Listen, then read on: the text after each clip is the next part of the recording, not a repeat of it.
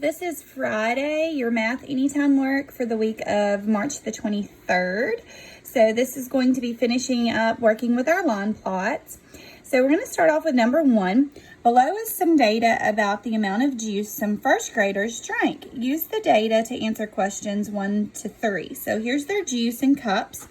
So it goes from 0 to 1, and then as you can see, the majority did have half of a cup. So number 1 says, how much juice did the students drink on the day the data was recorded? In other words, how much is actually there? So we need to add all of these together. So I copied my line plot on a piece of paper so I can just work with it a little easier. And I'm going to start putting some things together that catches my eye. For example, 1.5 plus 1.5 is 1. 1/2 plus 1/2 is 1.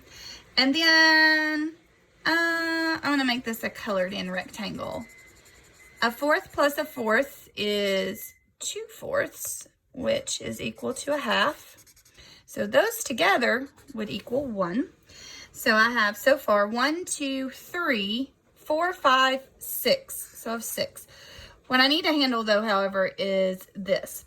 So I have 3/4 times 1, 2, 3, 4. Multiply across the top, divide by the bottom.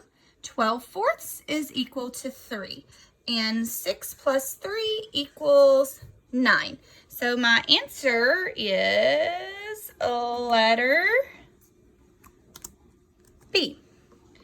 All right, moving on. Number 2, if all of the juice had been equally distributed to the students, how much juice would each student receive? All right, so these honestly are my least favorite ones, but at the same time my favorite ones because they're pretty challenging. You have to use a lot of your number sense and your mathematical reasoning to kind of figure out how to approach these problems and all those different strategies. So first of all, we're going to see how many students actually have here. 1, 2, 3, 4, 5, 6, 7, 8, 9, 10, 11, 12, 13, 14, 15.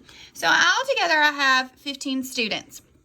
Now, if I did this, that's going to give each student 1 cup. That doesn't make sense, okay? Because I'm equally distributing these. So I need 9 divided by 15, which is the same as saying 9/15, because if you remember, you have to put your little piggy in his house and the wolf is knocking on the door. So the pig runs into the house. So if I look at this 9/15, I don't see it up there, but I can reduce this problem by 3/3. And remember that identity property of multiplication, and which goes into our division. I'm not actually changing anything there. So 3/5 or letter A. So they tried to trick us on that one by making us reduce. All right, the last one. If the second grade class drank 2 1/3 times the amount of juice as the first grade class, how many cups of juice would second graders drink? So altogether, I know that I have 9 cups of juice, and I need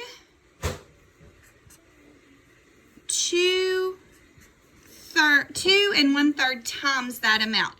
So I'm going to break this into 2 pieces. I'm going to say 9 times 2, and then 9 times 1/3. Okay, 9 times 2 is 18. So that would eliminate A. So, looking over here, I am going to multiply across the top, divide by the bottom, which would give me 3.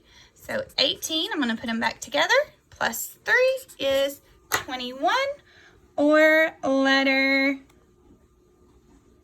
if I can get in there, letter C. All right, our last one. Grandma Lemons measured, what a name, measured the yearly growth of all of her grandchildren. The results are shown below. Use the information to answer questions, or should be question 4. So they have the growth in inches. How many grandchildren does Grandma Lemons have? I really like that name. I love lemons. So looking at this, each X is a child. So we have our grandchild, 1, 2, 3, 4, 5, 6, 7, 8, 9, and 10. So let me count again. 2, 4, 6, 8, 10. And she has 10 grandchildren. She has lots of grandchildren. Whoops, or letter C. All right, that's it for this week. Bye, boys and girls.